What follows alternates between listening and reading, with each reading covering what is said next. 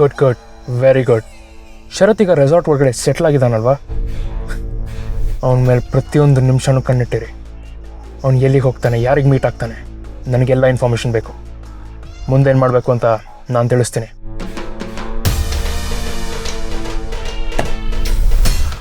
ಶರತ್, ನೀನು ನನ್ನ ಲೈಫ್ ಎಷ್ಟು ಹಾಳು ಮಾಡಿದೆಯೋ ಅದಕ್ಕಿಂತ 100 ಪಟ್ಟು ಜಾಸ್ತಿ ನಾನು ನಿನ್ನ ಲೈಫ್ ಹಾಳು ಮಾಡ್ತೀನಿ.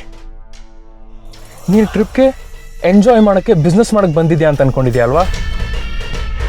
ಆದರೆ ಈ ಟ್ರಿಪ್ಪು ನೀನು ಈ ಜೀವನದಲ್ಲಿ ಯಾವತ್ತೂ ಮರೆಯಲ್ಲ. ಹಾಗೆ ಮಾಡ್ತೀನಿ. ನಾನು ಕ್ರಿಯೇಟ್ ಮಾಡಿರೋ ಚಕ್ರವ್ಯೂಹದಿಂದ ನೀನು ತಪ್ಪಿಸ್ಕೊಳ್ಳೋಕ್ಕೆ ಸಾಧ್ಯನೇ ಇಲ್ಲ. Just wait and watch.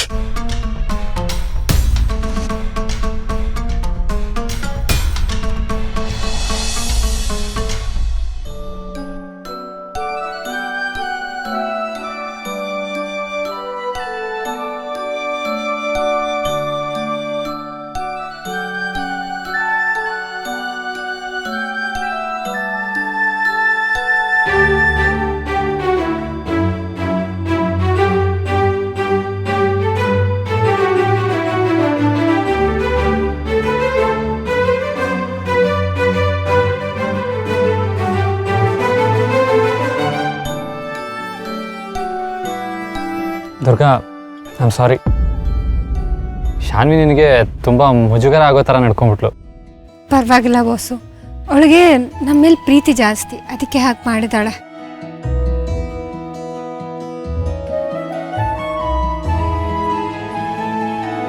Durga, ಈ ಥರ ಏನಾದರೂ ಮಾತಾಡ್ತೀಯಾ? ಊರಿಗೆ ಹೋಗಿ ಗಣಪನ ಜೊತೆ ಆಟ ಆಡ್ತಾ ಅವಳು ನಮ್ಮನ್ನ ಮರ್ತೇ ಬಿಡ್ತಾಳೆ ಅನ್ಸುತ್ತೆ. ಹಾಂ ಬಾಸು, ಫೋನ್ ಮಾಡಿದ್ದೆ. ಅವಳು ಚಿಕ್ಕಪ್ಪನ ಜೊತೆ ಇದ್ದಾಳಂತೆ. ಊಟ ತಿಂಡಿ ಆರಾಮಾಗಿ ಮಾಡ್ಕೊಂಡಿದ್ದಾಳೆ. ಹೌದಾ, ಒಳ್ಳೇದಾಯ್ತು. ದುರ್ಗಾ, ಇಲ್ಲಿ ವಾತಾವರಣ, ಊಟ ಎಲ್ಲ ಹೇಗೆ ಅನ್ನಿಸ್ತಾ ಇದೆ? ಹಾಂ, ಚೆನ್ನಾಗಿದೆ, ಪರವಾಗಿಲ್ಲ. ದೇವ್ರೆ, ನೀವಿಬ್ರು ಎಷ್ಟು ಬೋರಿಂಗ್ ಗೊತ್ತಾ? ಈಗಷ್ಟೇ ನಿಮ್ಮಿಬ್ರು ಇಂಟ್ರೊಡಕ್ಷನ್ ಆಗಿ ಏನ್ ಮಾತಾಡೋದು ಅಂತ ಗೊತ್ತಾಗದೆ ಊಟ ಆಯ್ತಾ, ತಿಂಡಿ ಆಯ್ತಾ ಅಂತ ಕೇಳ್ತಾರಲ್ಲ, ಹಾಗೆ ಕಾಣಿಸ್ತಿದ್ದೀರಾ. ಅಲ್ಲ, ನ್ಯೂಲಿ ವೆಡೆಡ್ ಕಪಲ್ ಹೀಗ ಮಾತಾಡೋದು? ದೇವ್ರೇ. ದುರ್ಗಾ, ದುರ್ಗಾ, ಏನಾದ್ರೂ ಇಂಟ್ರೆಸ್ಟಿಂಗ್ ಆಗಿ ಮಾತಾಡು, ಜಗಳ ಆಡು ಅಥವಾ ಕಾಲ್ ಇಳಿ, ಏನಾದ್ರೂ ಒಂದು ಮಾಡು. ಇಷ್ಟು ಫಾರ್ಮಲ್ ಆಗಿದ್ರೆ ನೋಡೋರಿಗೆ ಬೋರ್ ಆಗಲ್ವಾ? ಸ್ವಲ್ಪ ಸುಮ್ಮನೆ ಇರ್ತೀಯಾ? ದುರ್ಗಾ, ಏನಾದ್ರು ಹೇಳ್ತೀಯಾ? ಅದು ಗಾಳಿ ಜೋರಾಗಿ ಬೀಸ್ತಿದೆ ಅಂತ ಅಂದೆ ಅಷ್ಟೇ. ಗಾಳಿ ಅಲ್ಲ, ನಿನ್ನ ಹಣೆ ಬರ. ಅಲ್ಲ ಶರತ್, ನಿಮಗೆ ಏನಾದರೂ ರೊಮ್ಯಾಂಟಿಕ್ ಆಗಿ ಮಾತಾಡಕ್ ಬರಲ್ವಾ? ಎಲ್ಲೋಯ್ತು ನಿಮ್ಮ ರೊಮ್ಯಾನ್ಸ್ ಎಲ್ಲ?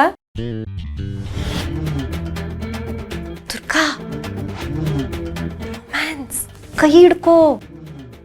ದುರ್ಗಾ, ಅದು ಸ್ವಲ್ಪ ಸುಮ್ಮನೆ ಇರ್ತೀಯಾ? ನಿನ್ಗೆ ಯಾವಾಗ್ಲೂ ಇದೆ ಆಯ್ತು, ಅದೇ ರಾಗ, ಅದೇ ಹಾಡು. ಅರೆ ದುರ್ಗಾ, ನಾನು ಬರೀ ನಿನ್ನ ಹೆಸರು ಕರೆದೆ ಅಷ್ಟೇ. ಅದಕ್ಕೆ ಯಾಕೆ ಇಷ್ಟು ಕೋಪ ಮಾಡ್ಕೊತಾ ಇದೀಯ ಅಂತ ನಾನೇನು ಹೇಳಿದೆ? ಅದು ಬಸ್ಸು, ನಾನು ನಿಮ್ಗೆ ಹೇಳಲಿಲ್ಲ. ಅದು ನಾನು ನಿಜವಾಗ್ಲೂ ನಾನು ನಿಮಗೆ ಹೇಳಿಲ್ಲ ಬಸ್ಸು. ನನಗಲ್ವಾ? ಮತ್ತೆ ಇನ್ಯಾರಿಗೆ? ಇಲ್ಲಿರೋದು ನಾನು ನೀನು ಇಬ್ಬರೇ ತಾನೇ.